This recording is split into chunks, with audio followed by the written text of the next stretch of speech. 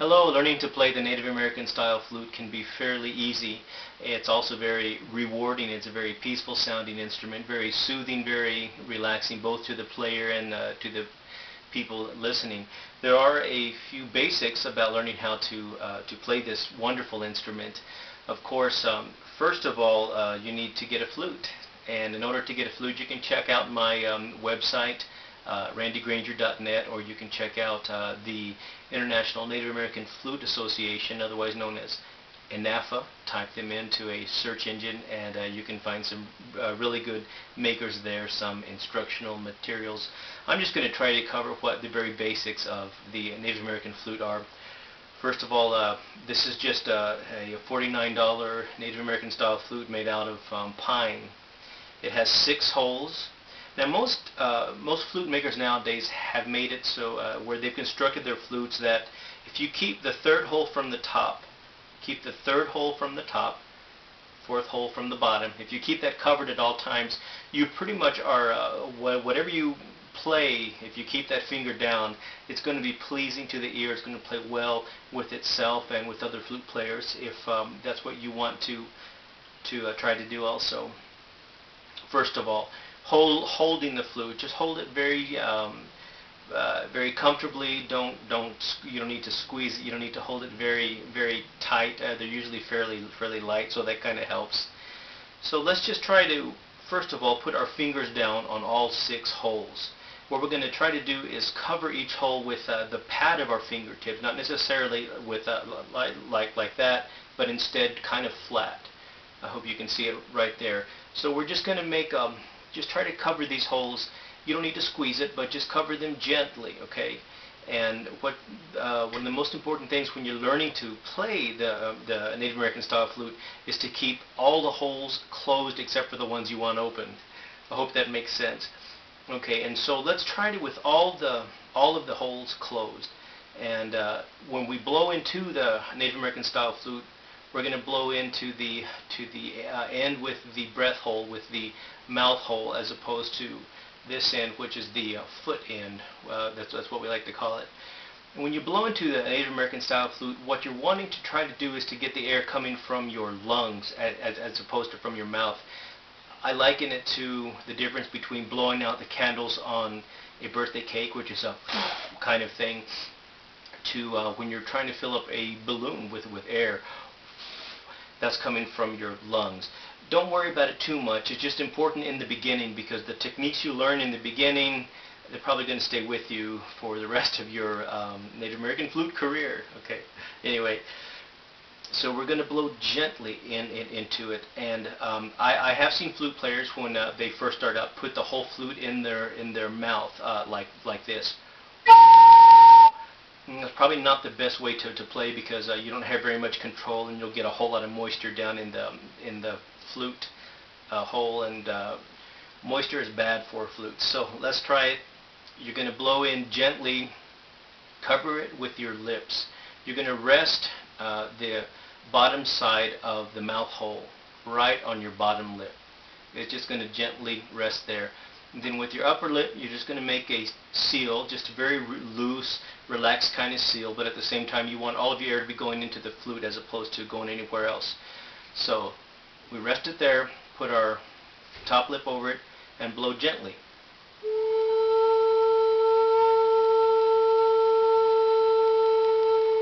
And what I'm doing there is just letting the air from my lungs gently go into the flute, create the vibrations that make the sound.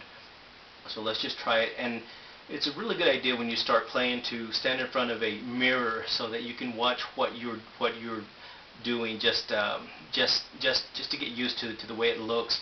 And the more that you play your flute, the more your body memory takes over, when your fingers and your lips and your lungs and your brain and your mouth and everything else is all working in harmony.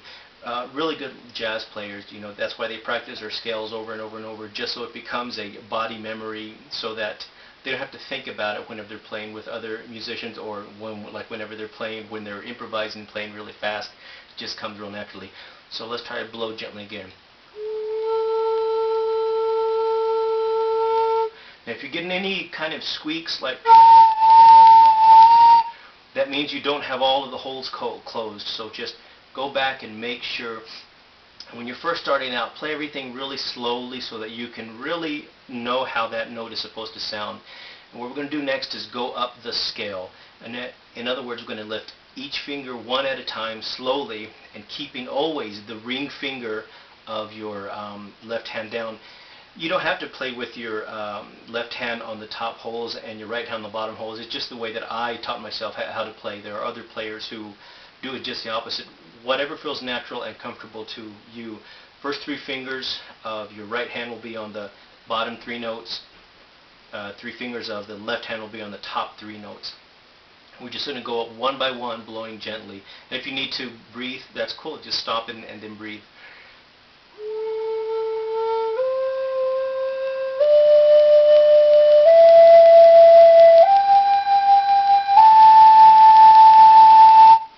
And then you stay there with your fingers off, and then we'll try and go back down. So now we have all of our fingers off except for the ring finger on my left hand, which is on the third hole from the top. Sorry. Okay. So when you have all of these notes open, that's also a note. So we'll start with that note and slowly put our fingers back down.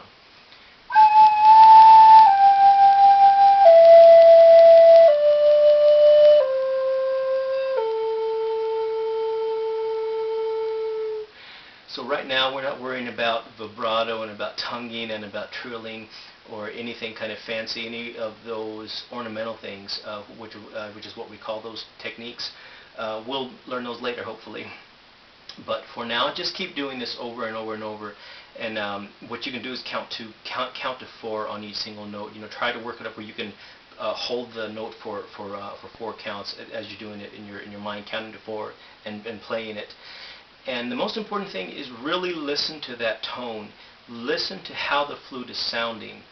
And think about how that tone is sounding. If it's sounding kind of shrill or maybe kind of harsh, then go back down and just start over. Be patient with yourself. We all started at this exact same place. You know, when I first started playing the flute, I would literally go into the bathroom. I would close the door, you know, so no one could hear me because I just didn't want anyone to hear me make all those squeaks and everything. So everything's cool. Just be patient with yourself, and you will absolutely learn how to play this wonderful instrument. And if all you want to do is to play from your heart, you don't want to learn any scales, any techniques, then by all means do that, because you should enjoy playing it. It shouldn't be a chore. So what I'm going to do is just go up and down the scale just real quick.